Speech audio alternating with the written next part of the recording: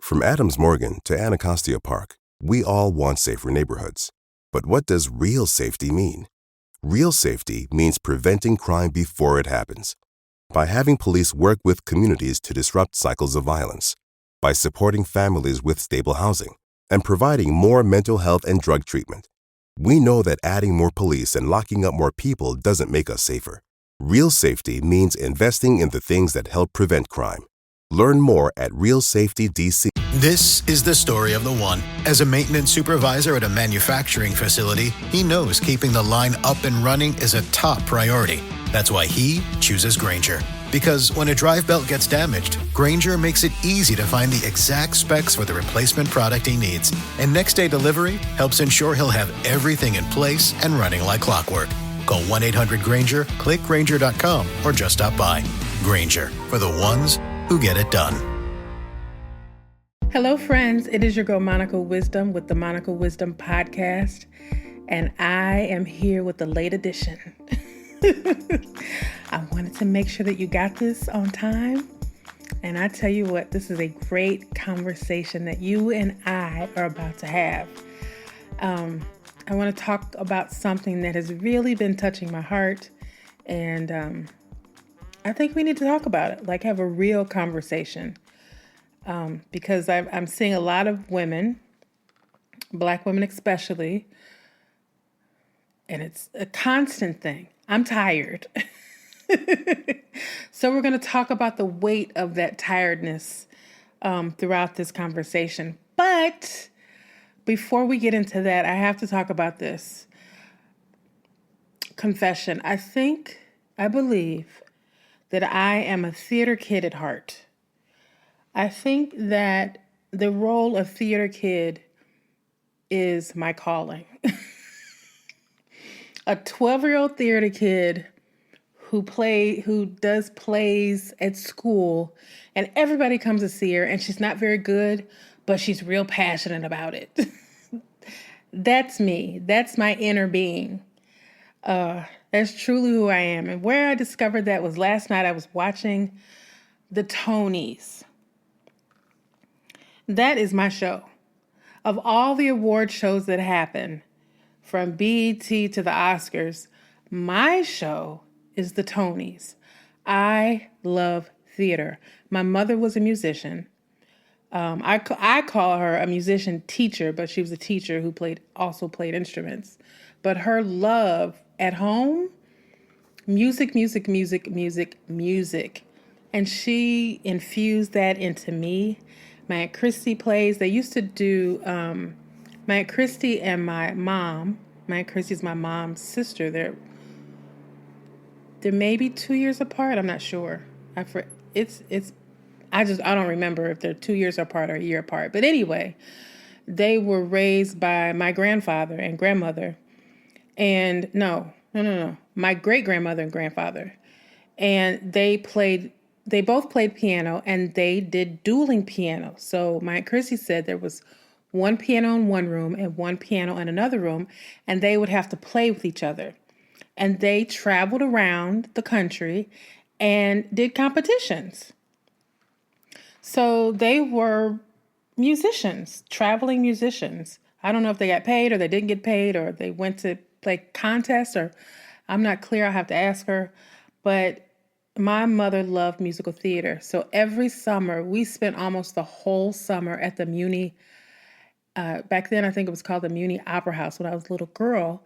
And it's an outside theater, but they had big theater productions, Broadway productions. So I got to see Showboat, Seven Brides for Seven Brothers. Da, da, da, da, da, da. I want to say Coming to America so bad, but that's not what it is. But just all of the big productions. And then I would sit up Saturday mornings while everybody else was watching cartoons.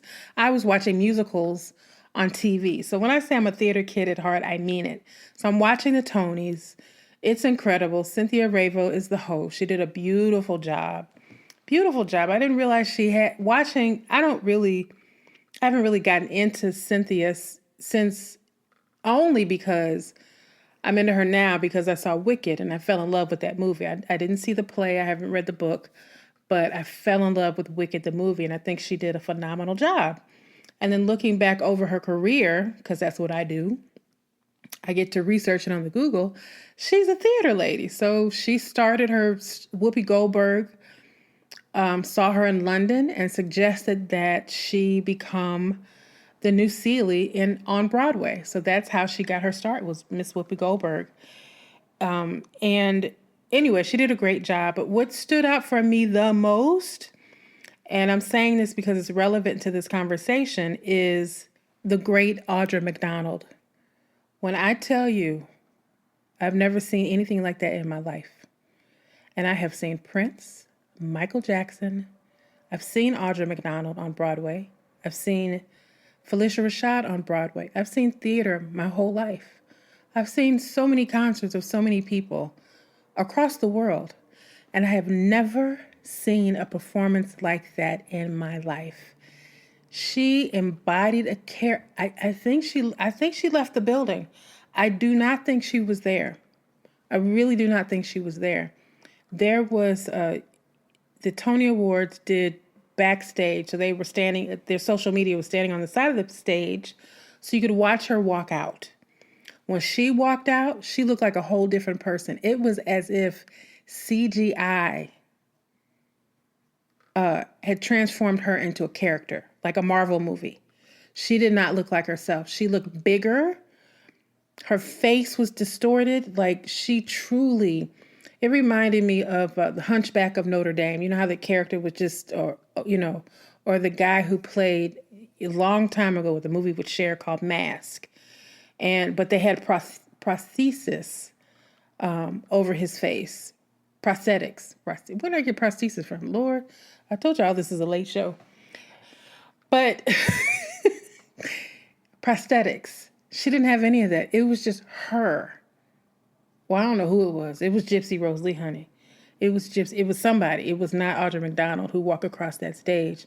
And and her performance, her singing, her presence was mind-blowing. When you have a theater full of theater people and they are saying nothing, but their eyes are big like little kids, you already know what it is. I watched it 10 times on the social media. I got up to this morning watching it again. I could not believe what I was seeing. Phenomenal. And what it brings to this conversation, it just adds so much texture. I put on my social media, I said, Audra McDonald not winning the Tony Award is everything you need to know about the journey of a Black woman. Audra McDonald's performance is everything you need to know about being a Black woman. Her portrayal of Gypsy Rose Lee. And I really want to emphasize that this conversation is a heart conversation. It's not a heavy conversation, but it's definitely a heart conversation. And it's been something that I've been pondering over for quite a while, really. And I didn't want to come to people in a radical way about it or be insulting. I want to be real tender about this conversation because I want people to hear me. And it's something that's very important to me because I really am in a place of our liberation. And I've been observing us since the election 2024 and how people have shifted, not serving, but how they serve. The pullback is not pulling away. The pullback is taking care of ourselves. And I've said that a million times.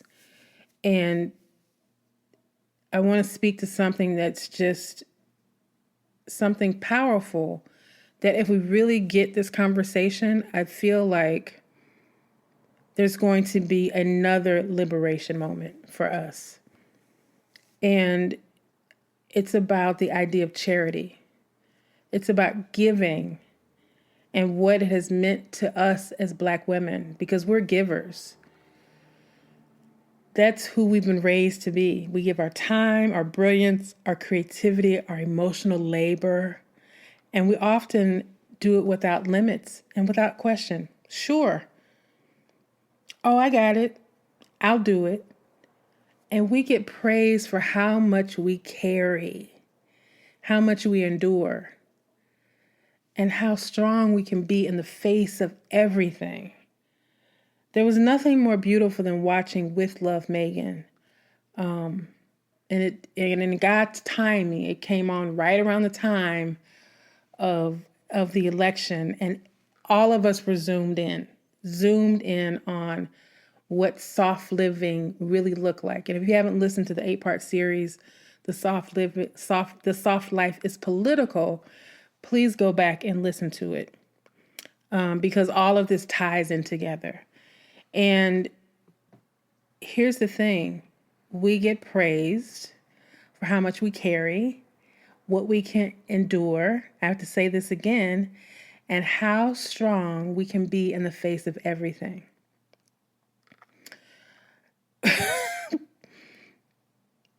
That's not cool.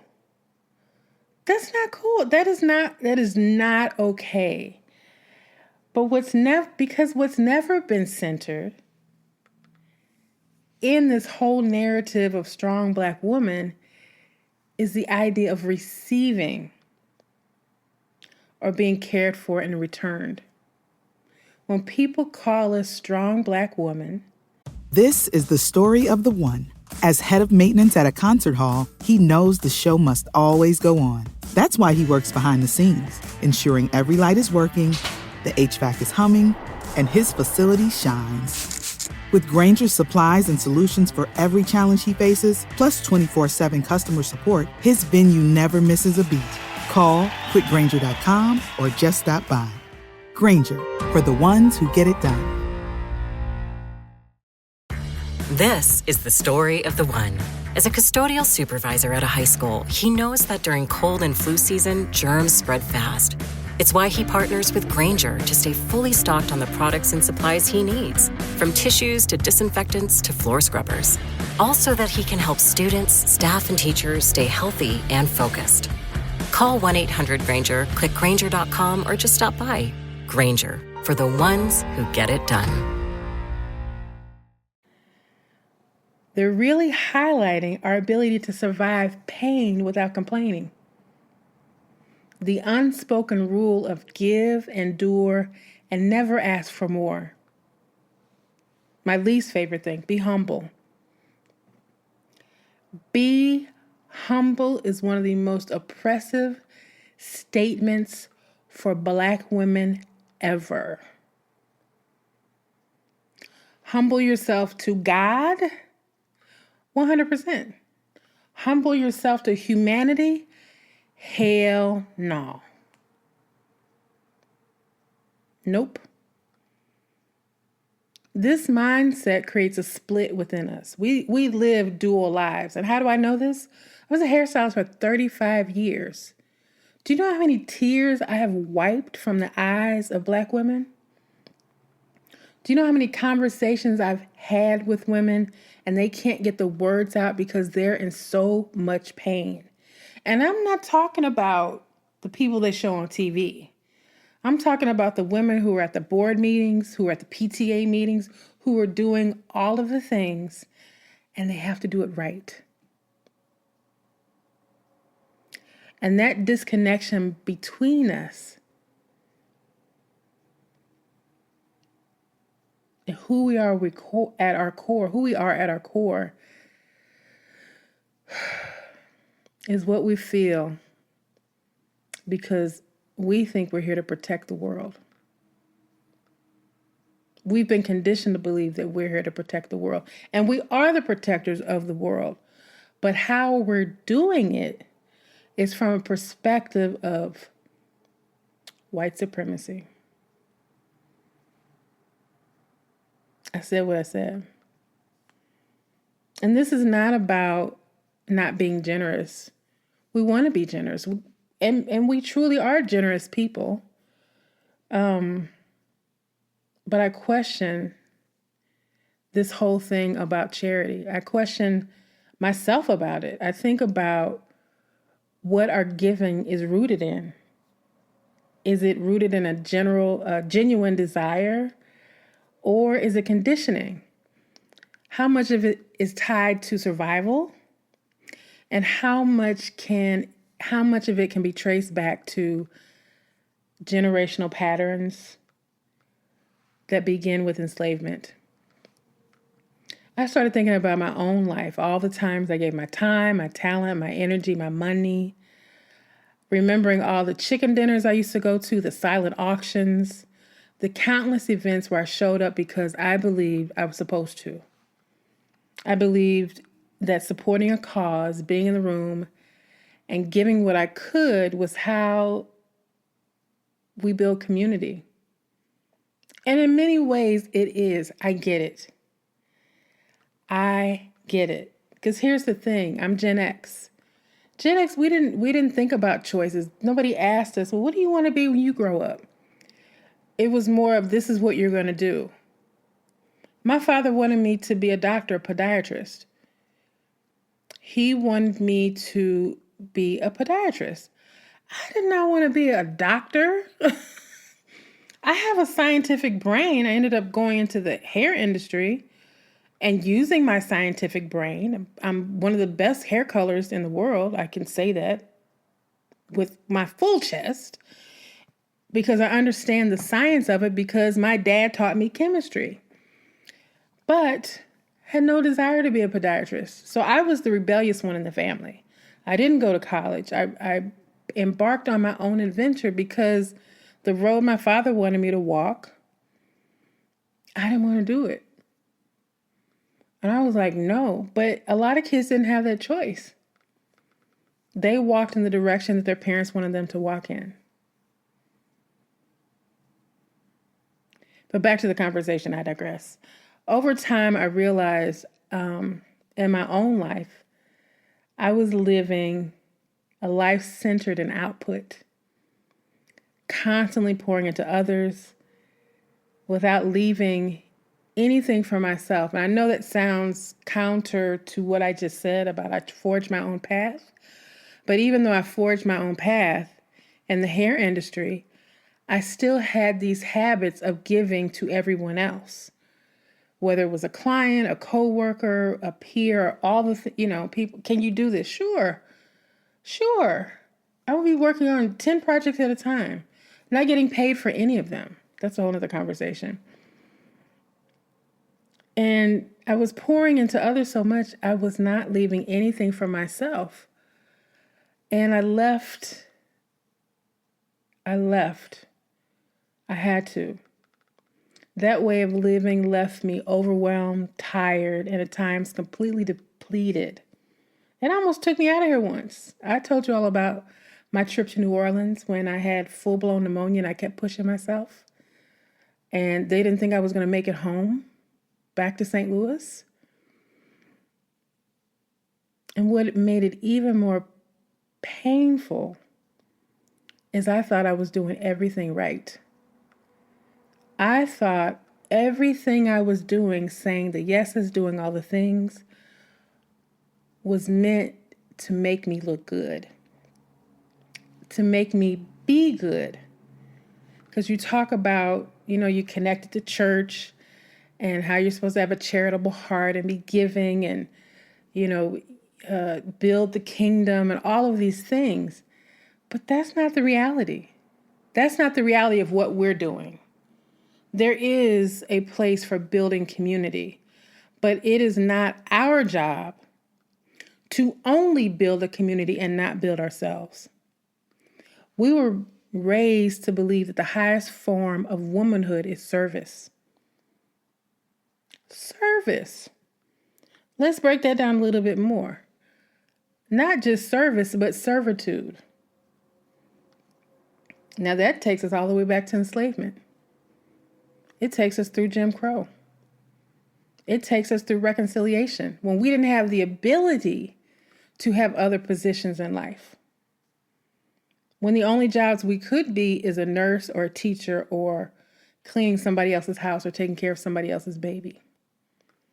But we have far more choices now, and women have just forged out in different things. But the thing is we haven't released all of that that comes with it. So we're out doing all these incredible, amazing things, but we still have all of that, the weight of the orders of Gen X. We still have that inside of us, and those programs are still running. So the thing is that what was missing from the equation is self-investment, being good to ourselves, and creating a life that feeds us back, right? Standards, boundaries, all of those good things. And that realization hit me hard when I watched Audra McDonald's performance of Gypsy Rose Lee, baby. And let me tell you what she was singing. I'm not going to sing it. I know.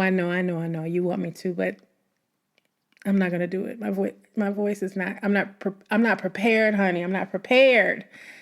But let me give you the lyrics that really stood out to me. I'll just speak them. What did I do? What did it get me? Scrapbooks with me in the background. Give him love. And what does it get you? A quick look as each of them leaves you.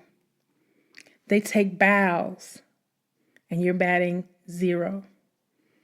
I had a dream. I dreamed it for you. I've heard that song 1,000,000 times, but that was the first time I heard that. It took my breath away. It took my breath away, and that song spoke to me so deep. Like it hit me at my core.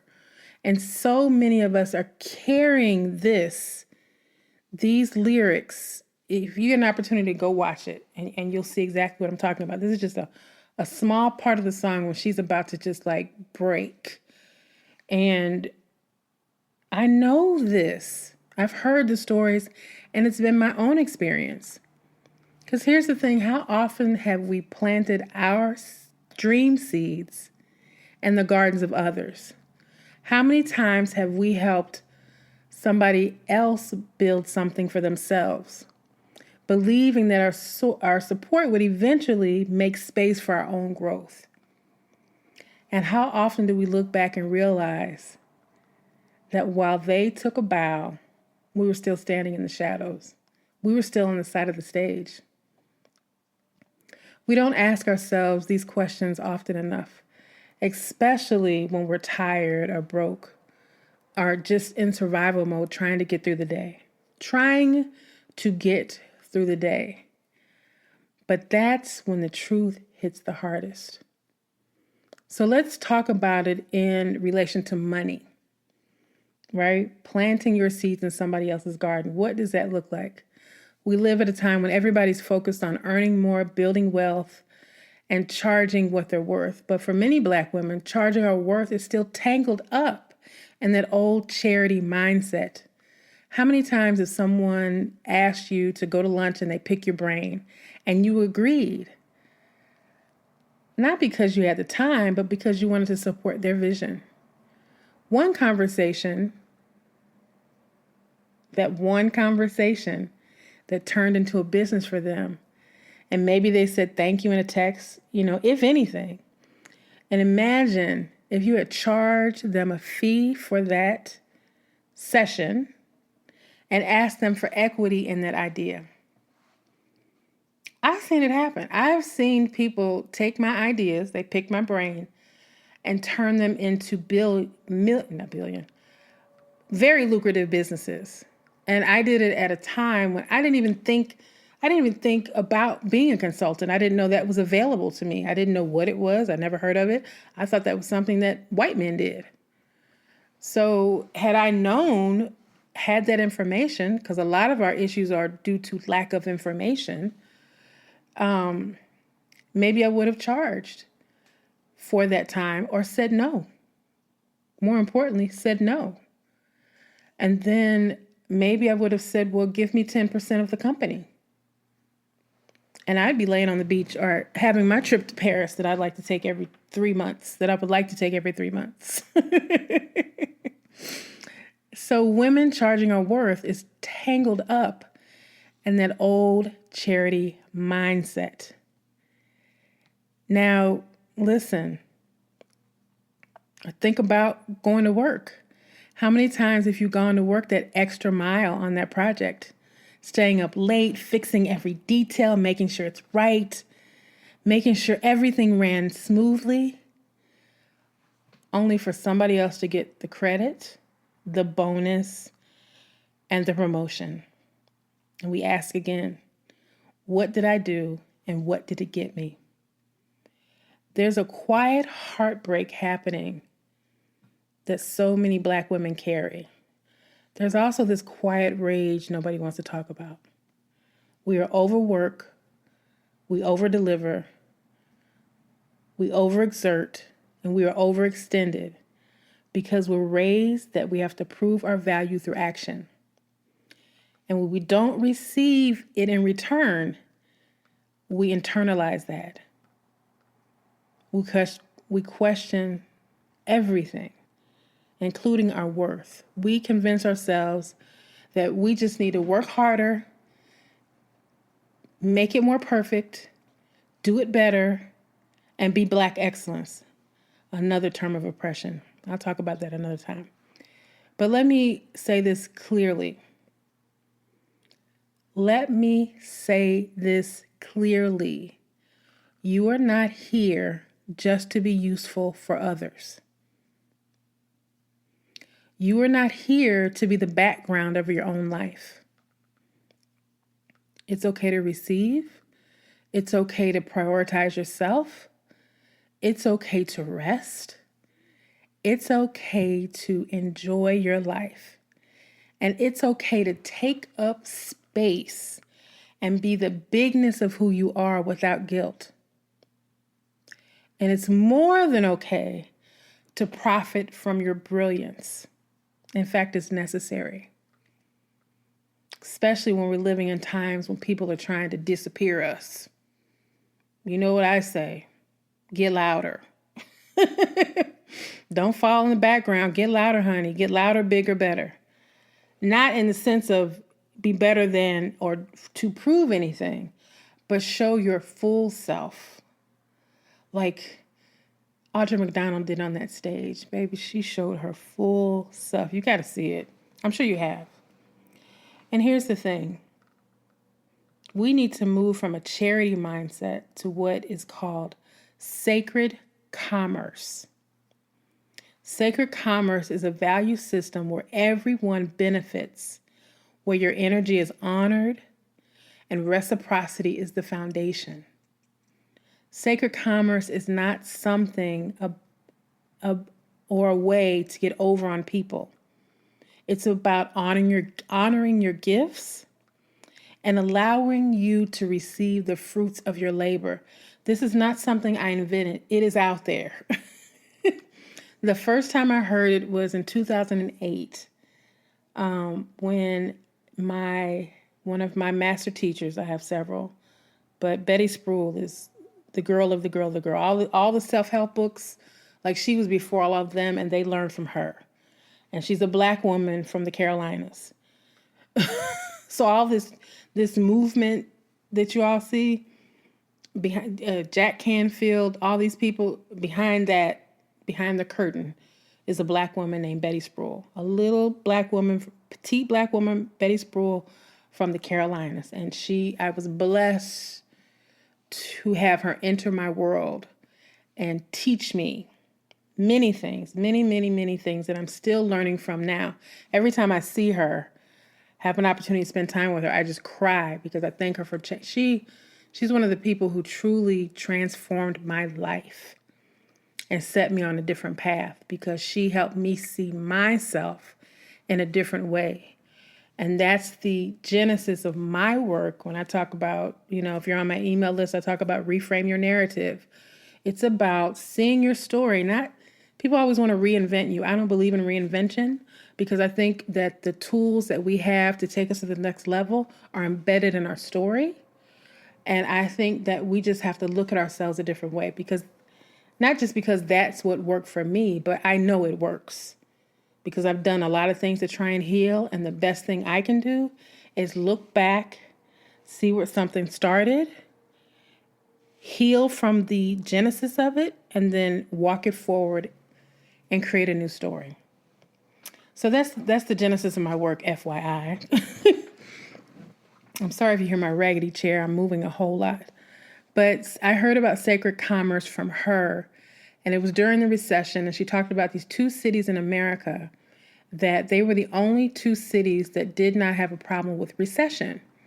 And it was because they were a community of small businesses. One was in California, one was in Texas. And what they did is they decided to only shop from each other. And so they didn't shop from Walmart or Walgreens, any of the big stores. They only shopped from each other. And so they would sell to the public during the week. And then on Mondays, they would shut their businesses down and they would all shop with each other. So all of the money that was being spent was spent within the community. That's why I'm a big proponent of supporting local businesses, because those dollars stay inside of the community. But that's where I learned about Sacred Commerce was from Betty. And Sacred Commerce is about everybody benefiting. A charity mindset is about everybody giving. That is necessary too. But when it comes to Black women, and I can only speak for Black women, I don't know the life experiences of Latino women. I know what I've been told. One of my best friends is Latino, but that's her experience. We have a lot of common factors, but I don't like to speak for other groups of women.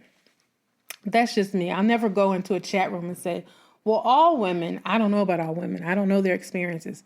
I know my experiences with them, and I can speak on that. But I'm going to let y'all speak for yourself, and let me speak for myself, and let me speak to my sisters. So Sacred Commerce is a shift that I think that needs to happen with us. Because even though we have this generosity, we have to understand that we live in a capitalistic society. We, as much as you want to create a barter system, we don't have the capacity for a barter system, because somebody has to buy the stuff to barter with. You know what I'm saying? Like if you're a barter system and you sell tools and then you sell rice, I'm going to trade your rice for your tools. Well, that's not even, because tools are going to cost much more. So somebody has to purchase in order to barter. So that's why we can't set up that system. Unless you're a homesteader and you're trading jam for eggs, but still somebody has to buy the chicken and somebody has to buy the seeds. So commerce happens, but sacred commerce is when it all comes together and everybody does well. I saw an example of this in 2 places, 2 cities. One is Bermuda. Bermuda does not allow any business to not be owned by a Bermudian. So although Bermuda is considered a Caribbean country, it's not.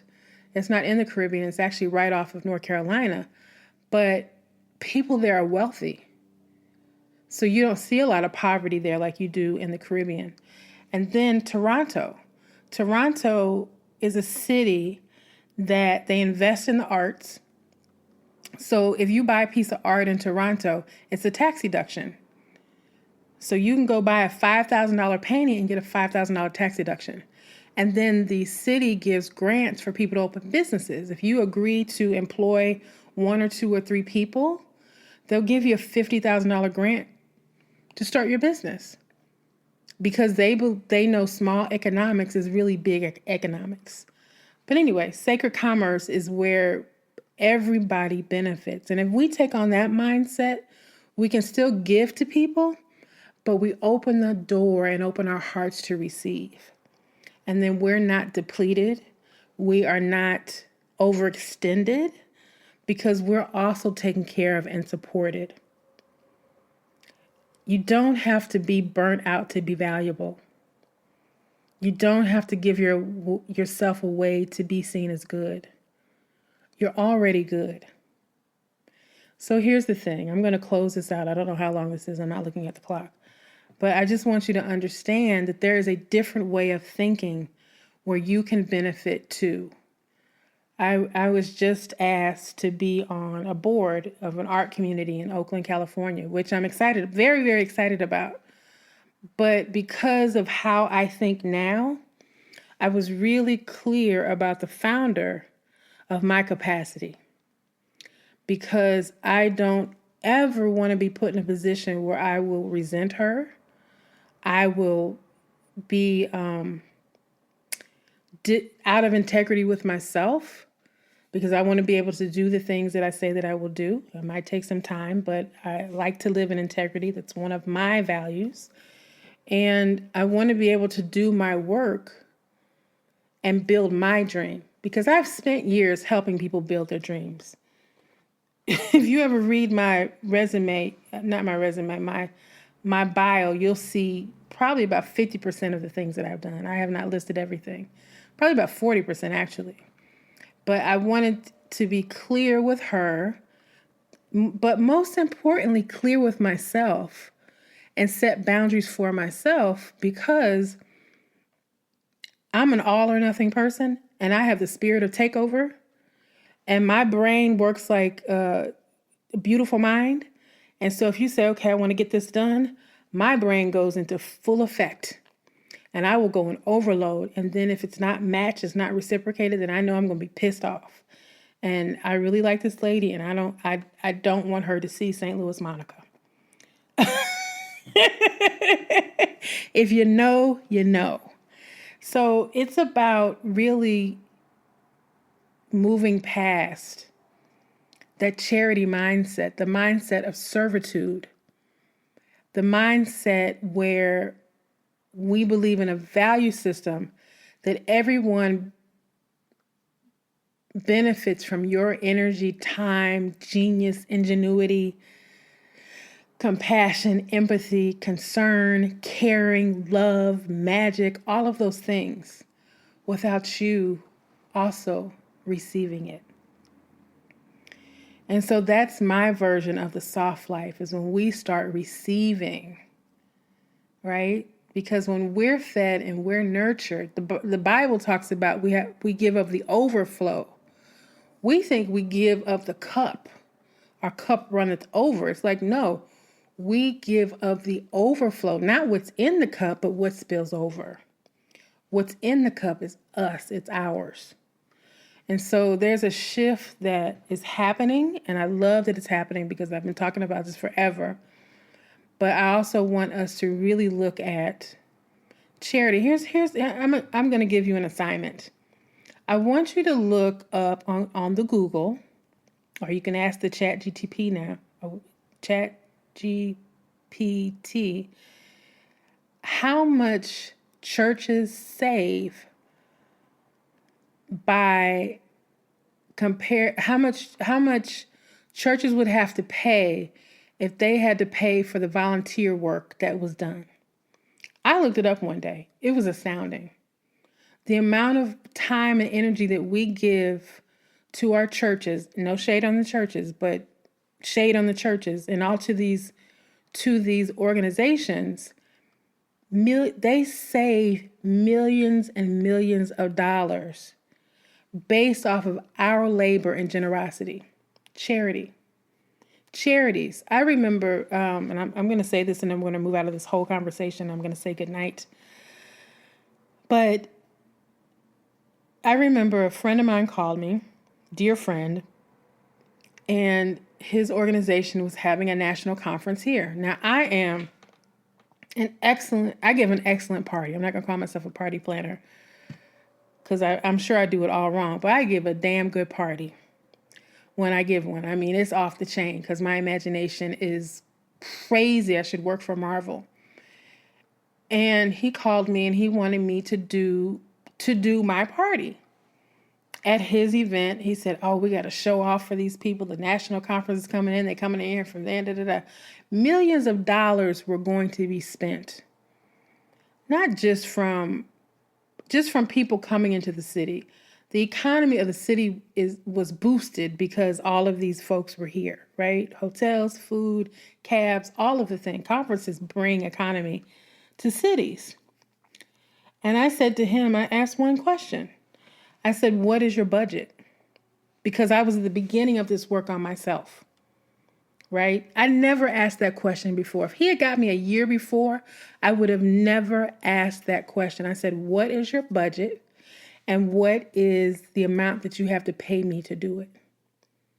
Silence.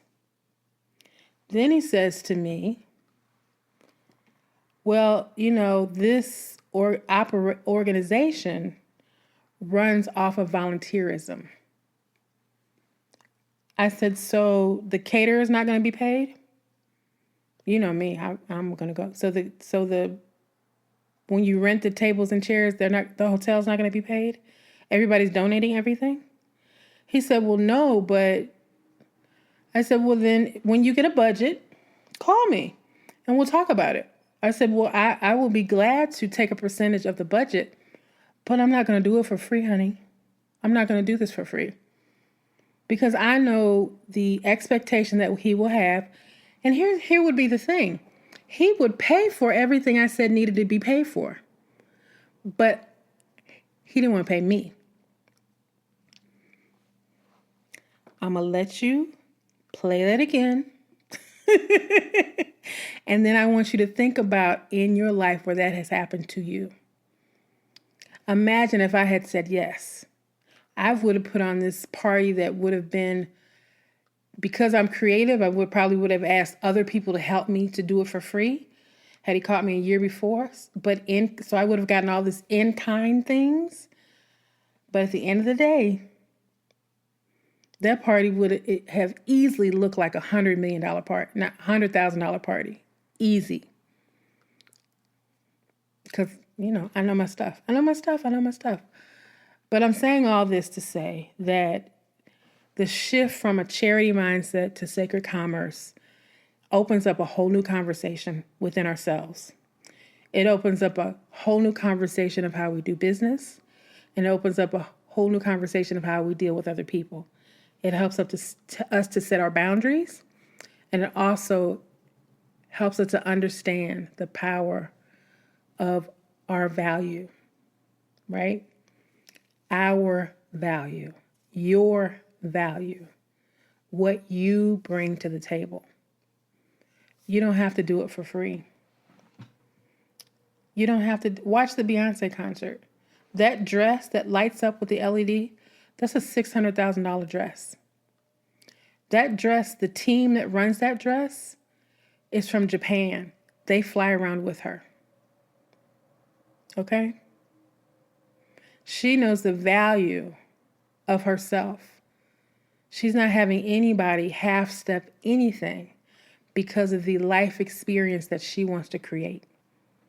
And you're like, that's Beyonce, she can do it. She can do it because she made a commitment to herself to be the best. For herself, not just for her fans. That's how you build a legacy. You don't just do it for them. You have to do it for yourself. So I want to thank you for joining me on this podcast episode of the Monica Wisdom Podcast. And make sure that you check out the Next Chapter Journal. I'll put it in the show notes, a link where you can purchase it. And I want you to start doing the work that's in the journal. Answer the question with your full chest, with your full self, and be honest with yourself. Walk from the beginning to the end. And then I put the coloring book in there because sometimes it gets a little heavy and we'll want to go close the book or get on social media or get distracted and put it down and not get back to it. If it gets heavy, pull out some crayons, some colored pencils, some pencils. You want to order that off wherever you ordered from, or get your kids' crayons. And you want to start coloring because it'll clear your head. Every piece of this, it seems simple, but every piece of it is thought out. So if it gets too heavy, you start coloring and you tap into your imagination. Your mind opens up. When you start remembering things, you don't shut yourself down. You open yourself up. So that's the Next Chapter Journal. It's fantastic. It is fantastic, and I can't wait for people to see the new design. It's beautiful. It's silver and gold. It's lush. It's luxurious. It's what you deserve to have in your hands. But anyway, that's the theater kid coming out of me. That is that theater kid coming out of me, honey. Drama for the dolls. Anyway, I just want to say to you, thank you. And here's what I want you to take away. Your story is powerful. It has shaped your resilience, yes. But don't ever think that anything you have been in the past has to determine your future. You have the power to write your next chapter. You have the power to step to a new level of freedom and abundance that you never thought you could have. And freedom and abundance is not just about money. It's not just about flying off to Paris or going to get a manicure. It's about really being clear with who you are, being clear with what you want out of life, and being clear about the purpose you bring to the world. So again, I want to thank you for listening. If you have a friend who is going through all the things, please text her this episode. You can get the link. Wherever you're listening, you can get a little link and you can just send them directly to their text message. And check out the show notes. I'll have anything that I mention in here, I will put in the show notes so you don't have to go through the website. So the link will be wherever you're listening, the link will be there. And, start doing the work. Not all of it's hard. Not all of it's hard, but it's good work. What does Kamala say? Hard work is good work. Hard work is good work. It's good work. And I still do the work. I'll talk about that in the next episode. But anyway, thank you for listening. I appreciate you being here. Thank you for going through this transformation of the podcast with me. I really, really, really appreciate it. I'm not here to just run my mouth, even though I like running my mouth. Like my aunt tells me, you talk a lot. I talk a lot to you. She is my mom. She's my mom on this earth. I have a mom in heaven and a mom on earth. She is my mom on earth. I said, I talk a lot to you. But thank you. Let me get off there before I start singing Gypsy Rose Lee. Remember to watch her performance and remember, be on a journey to being your full self and walking in your truth. Have an amazing day, and I will talk to you soon.